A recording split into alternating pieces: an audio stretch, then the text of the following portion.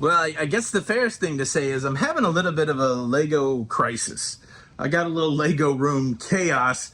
I switched it up again, and I'm still struggling with what I'm actually doing. Let me give you the most recent tour here. So one thing that's kind of remained constant, but they've moved, are these displays.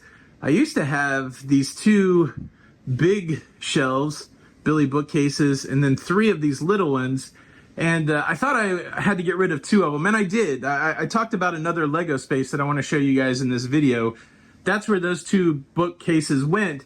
But then when I got done rearranging, I realized I still have room for two more Lego displays.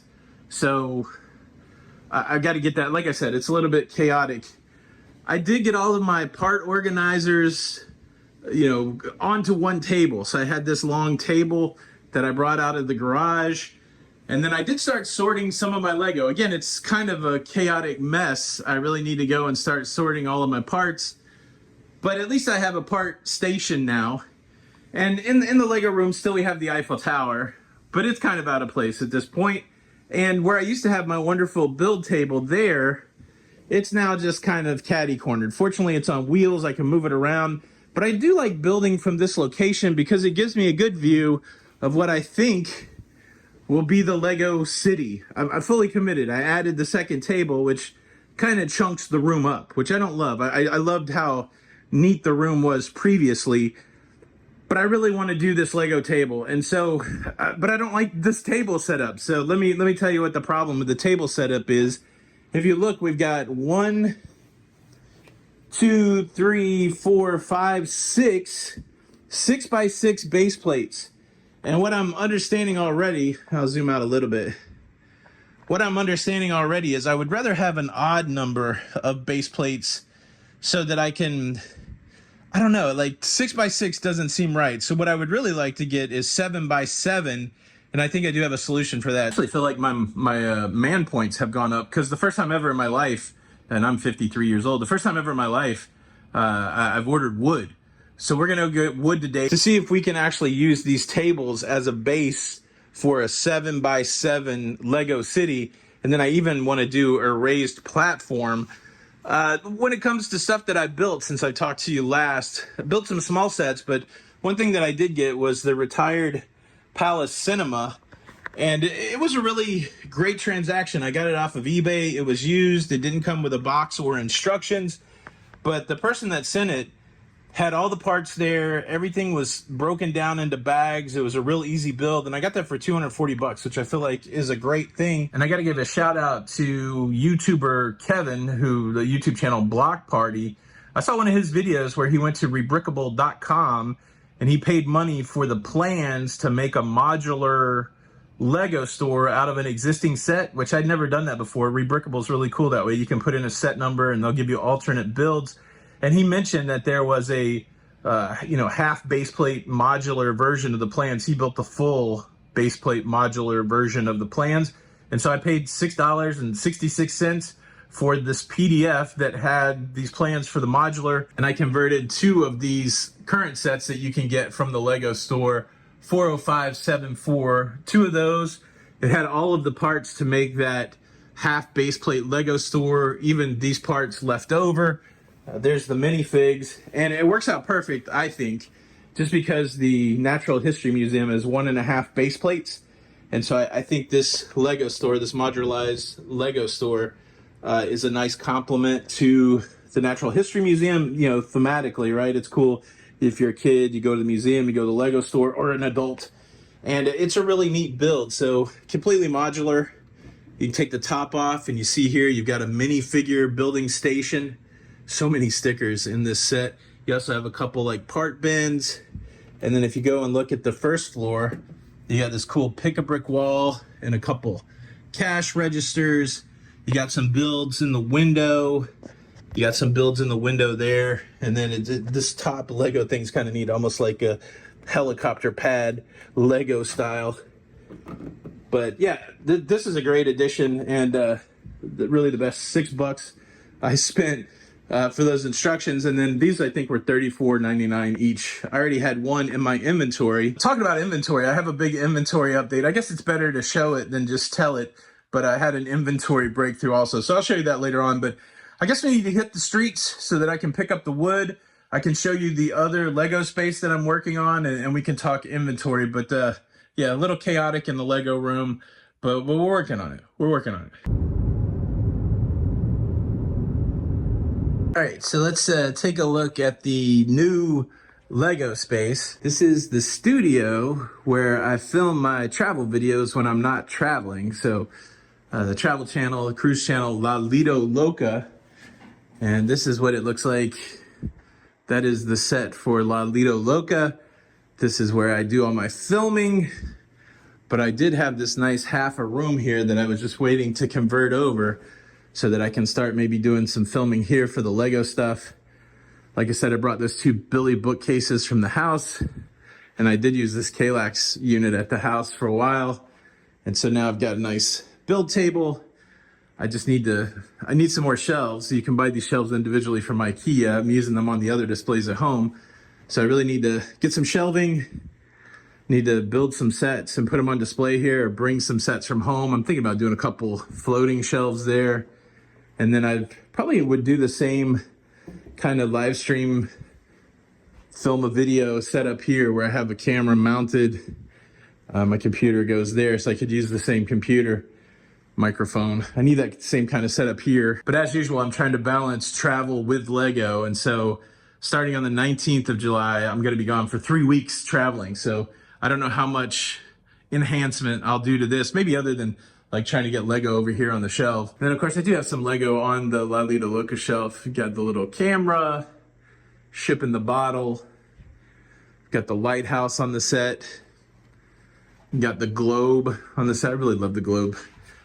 This is a Beijing postcard that I built on my last cruise, and then a gift with purchase sailboat.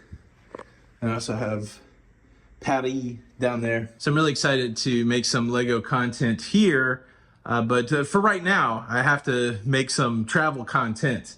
So before I can head to look at the storage room where we'll talk about inventory, and before I can go pick up wood, I got to work a little bit. So we'll be back to this in a little bit.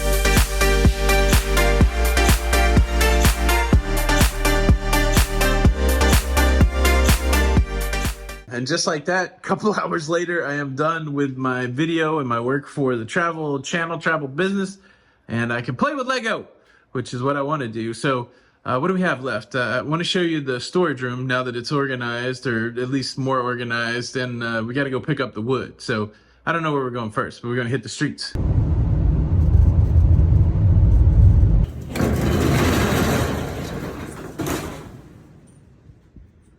All right.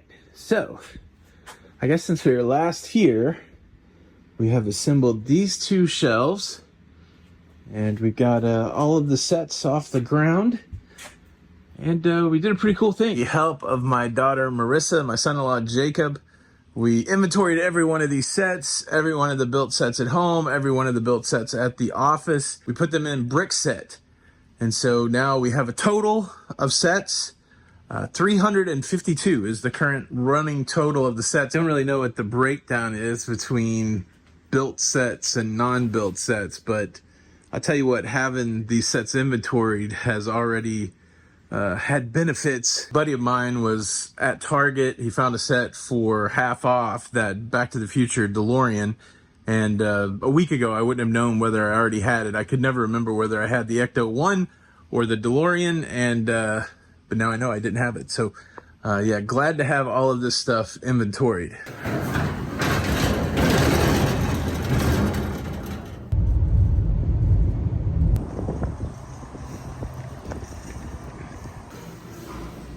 Lumber.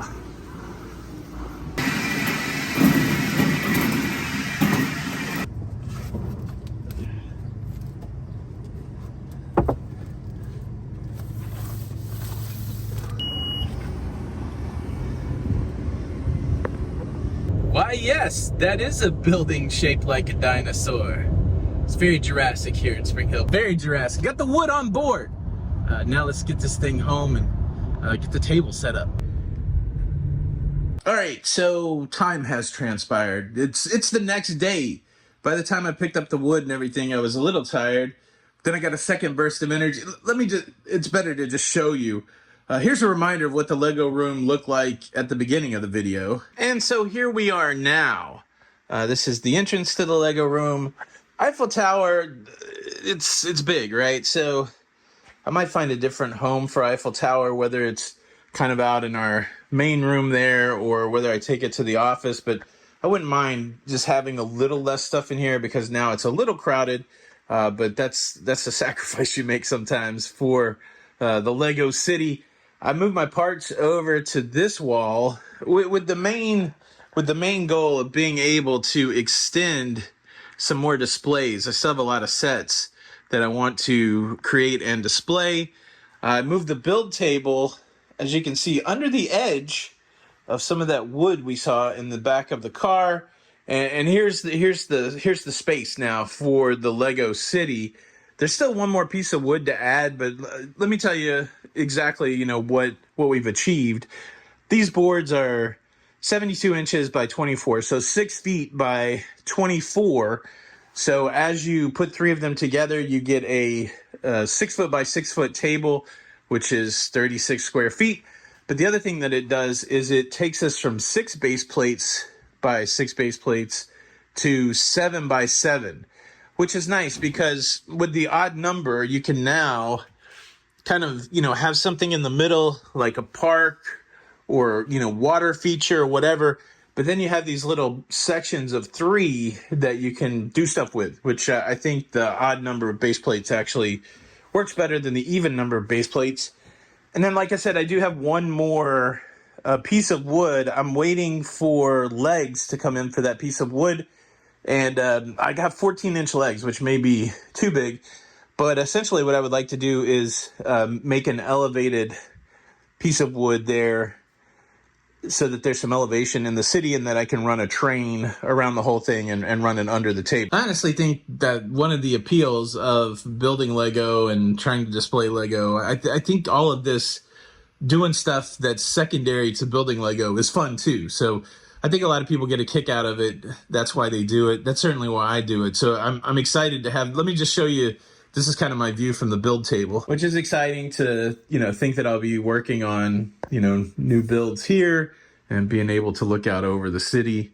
I don't necessarily love that there's a window there. A lot of sun doesn't come in, but I may have to try to black out that window. And then I guess I do have the option of maybe moving all of this to the office, but I kind of like having it here. But, the bummer is this room has become increasingly more tight. And I didn't really want a super tight room. I liked the freedom of the space that I had, but I think I'm going to like designing the Lego city more. I've got several more modulars to build, and I've got road plates and railroads, and I can't wait to get into that. Of course, I'm traveling soon. I'm only home for another week, and then I'll be gone for 3 weeks. So I don't know what progress I'll make in the next week on this room and on the Lego city, but I'll certainly update you before I leave.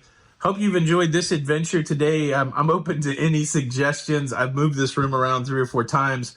What do you think? What do you think? If you like this type of content, please consider subscribing. Hit the like button if you enjoyed the show. This is Tony for Local Bricks, and I'll see you on the next episode.